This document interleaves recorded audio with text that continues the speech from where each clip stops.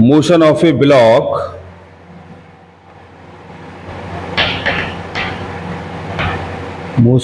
block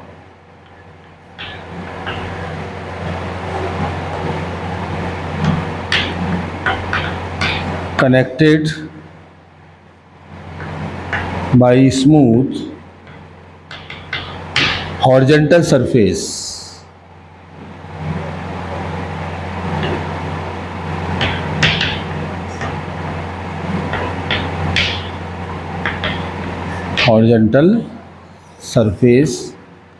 अब हमारे पास कोई भी 2 ब्लॉक्स हैं, ये फर्स्ट ब्लॉक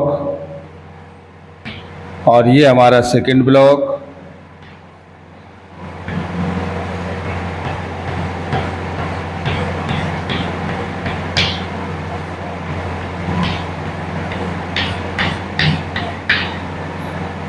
ये ब्लॉक ए है, ये ब्लॉक बी। हमने इस पर कोई भी अप्लाइड फोर्स एफ लगाया तो इन दोनों के बीच एक टेंशन टी आ जाएगा। इसका नॉर्मल फोर्स हमारे पास एन ए है, इसका वेट हमारे पास एम ए जी है और इसका हमारे पास नॉर्मल फोर्स एन बी और इसका मास हो जाएगा एम बी जी के साथ। अब ब्लॉक जब मूवमेंट करते हैं लेफ्ट टू राइट तो यह हमारे पास इनके कंपोनेंट बनते हैं। देखिए ये एन बी, ये अप्लाइड फोर्स एफ और ये एम बी जी के साथ गिवन एक्सीलरेशन ए। सेकंड हमारे पास इसमें टेंशन हमारे पास टी दे रखा है।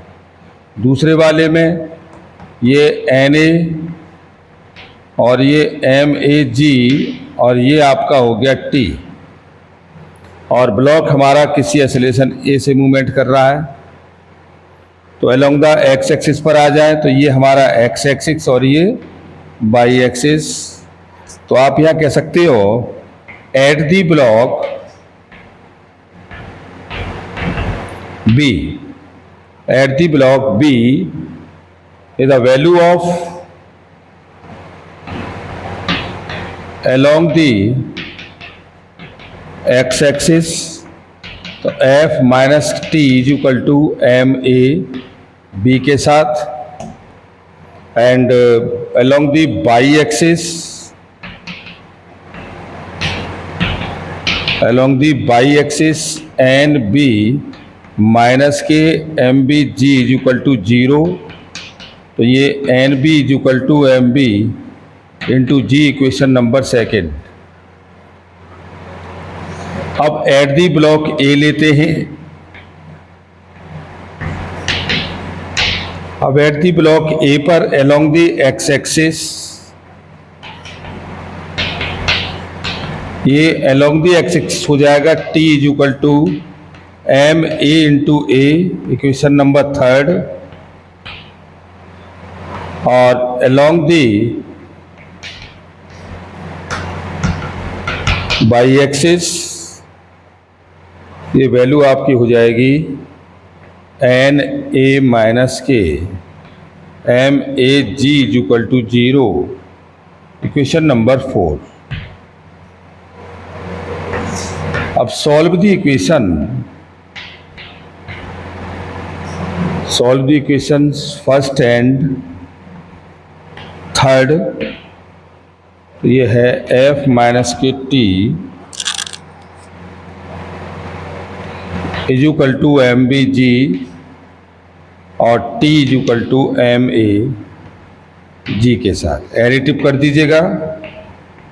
ये एडिटिव ये से कैंसिल हुआ तो F is equal to M A plus M B और ये